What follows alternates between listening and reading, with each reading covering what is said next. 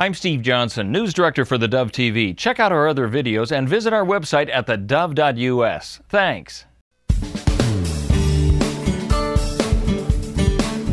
Welcome back to Focus today. You know, you might have said, I have a great idea for something. Or more likely, you've said, somebody came up with this great invention. Why didn't I think of that?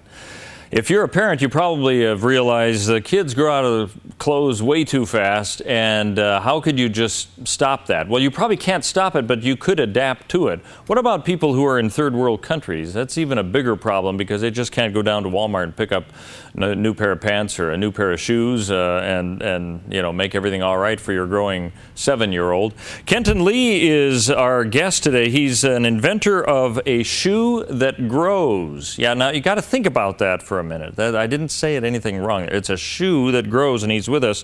Kenton, this is a novel idea, and I think it's pretty amazing, really. Explain a little bit, why did you think that you needed to invent a growing shoe?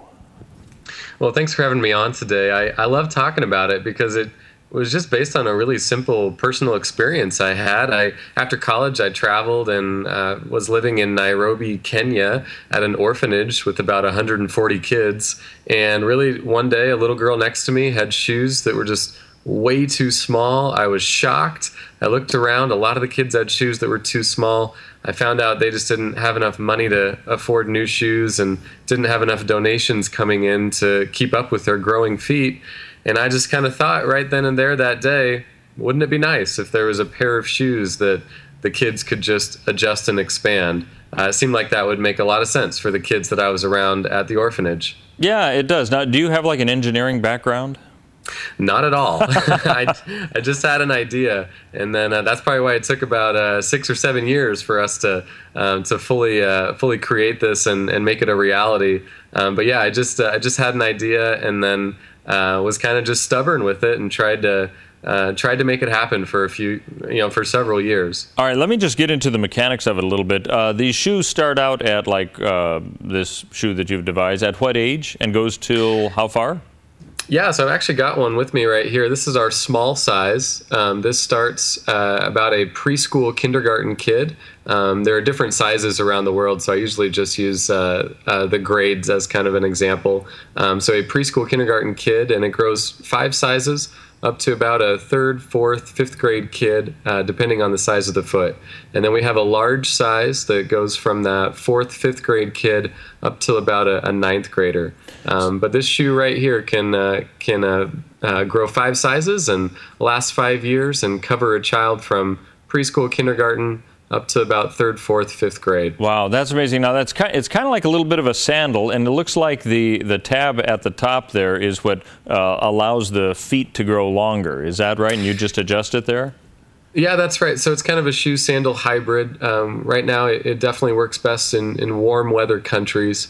And then it grows in 3 main places. It grows here in the front in 5 different sizes, on the sides with these snaps, and then on the back with a buckle. So it grows in 3 places, and we're just really happy with the really simple design of the shoe. No mechanical parts, no gears that are going to break that the kids would have to replace. Just a really straightforward, simple, very functional shoe. Wow, now that's amazing. Now I know the need for this is terrific. I want to get into more of that. What shoes, you know, kids and shoes, they go through them pretty fast. What is this made out of that'll allow it to be so strong for all those years?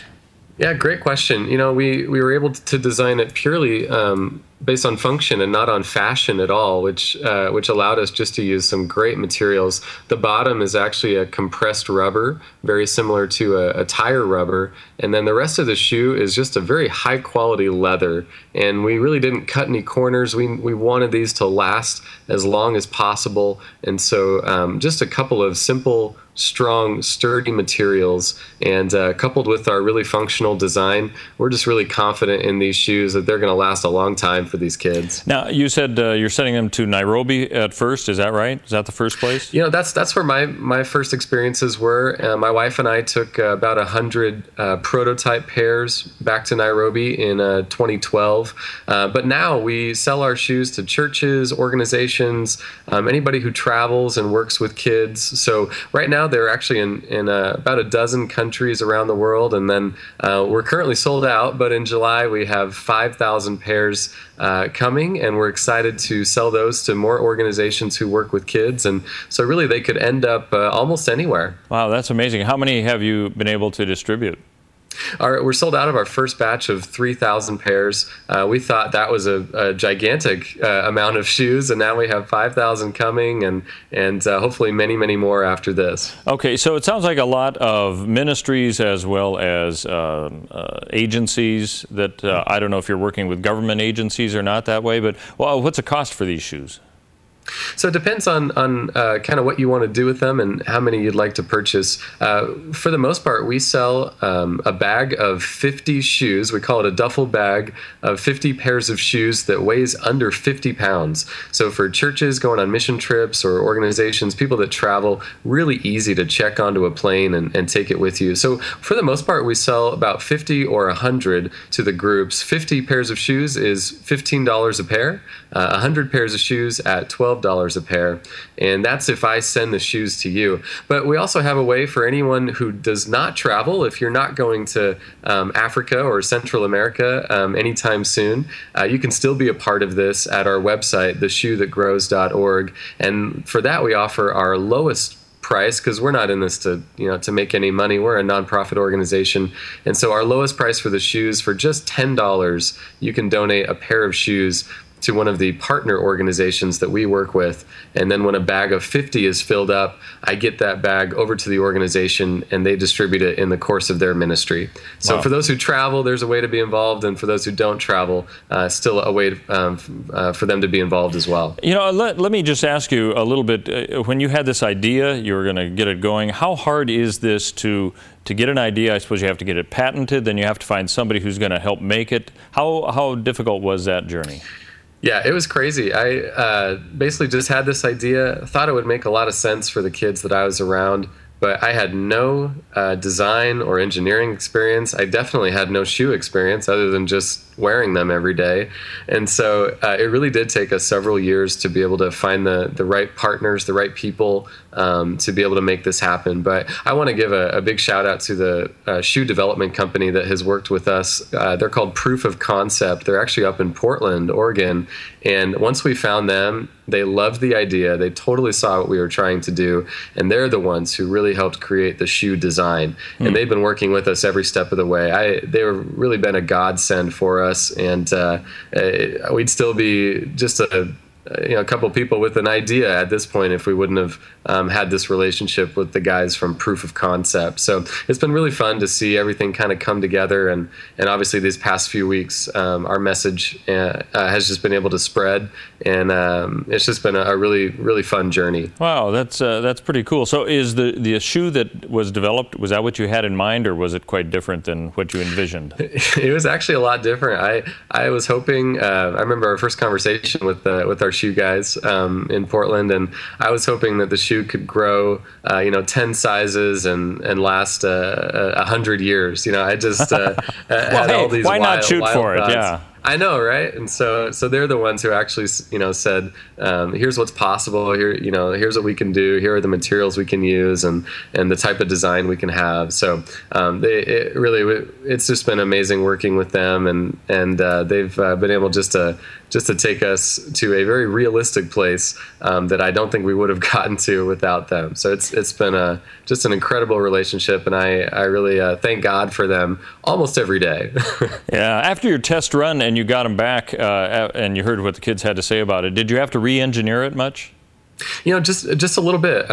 We had them tested out for about a year at 4 different schools around the country of Kenya, and just got some amazing feedback from the kids. They did have a couple of suggestions, and so as we started to work then with the factory, there were some just really good things for us to be able to work on and update. And even now, our first batch of 3,000, now that we have those kind of out there, we're hearing more feedback from the kids and are going to continue to make improvements to this product. So it's something we want to keep making better and better so that it can last as long as possible and grow as much as possible and cost as little as possible. Those are kind of our three goals for the shoe. Yeah, well, that's cool. So you said your organization is a nonprofit, is that right?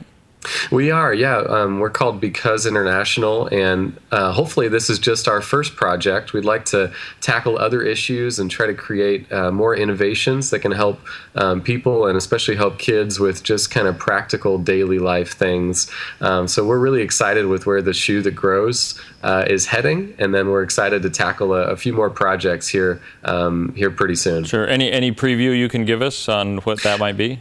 Yeah, actually, our second project, we're calling it the Better Bed Net.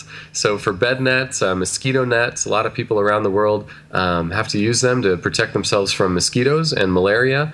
And just a quick snapshot of a situation. So for many kids who live at the very, very bottom of extreme poverty, a traditional bed net just doesn't quite make sense for their lives. A traditional bed net hooks into the ceiling and then kind of drapes over a bed. But for many kids who don't sleep under a ceiling, they don't sleep in a house. They might sleep outside on the streets. Their housing is very transitional, very unstable. So a lot of times the traditional bed net doesn't make sense for them.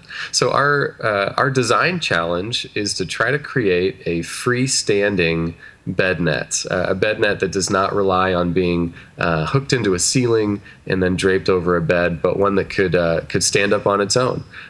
So we have the kind of the challenge, and now we're just in the design phase, and we're excited to connect with, again, because I'm not a designer, we're excited to connect with designers, engineers, people who like to tinker and invent things. We're excited to find the right design for this product, and then kind of go through the same process, test it, create a prototype, and hopefully create an amazing innovation that can help out a lot of kids and provide them a product that makes a lot more sense for their daily lives. Well, that sounds interesting. I know with a lot of tent designs out there, I'm sure you're looking at everything possible that would make sense that way, because it sounds like that's almost what you're talking about, doing some sort of an encompassing kind of a tent thing.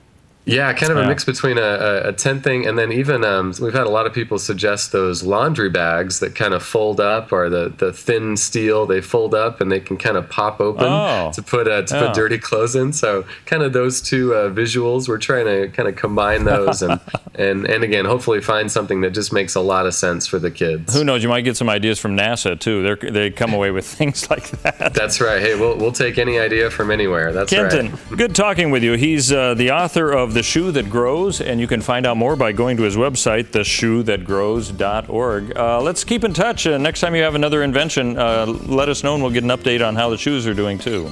That sounds great. Thanks so much. You bet. Kenton Lee with us. Hey, we're going to be getting an update coming up next on missions throughout the world, how they have changed, and who knows, maybe they could use some shoes that grow as well. We'll be talking with Connie and Todd Abisher in just about 2 minutes here on The Dove.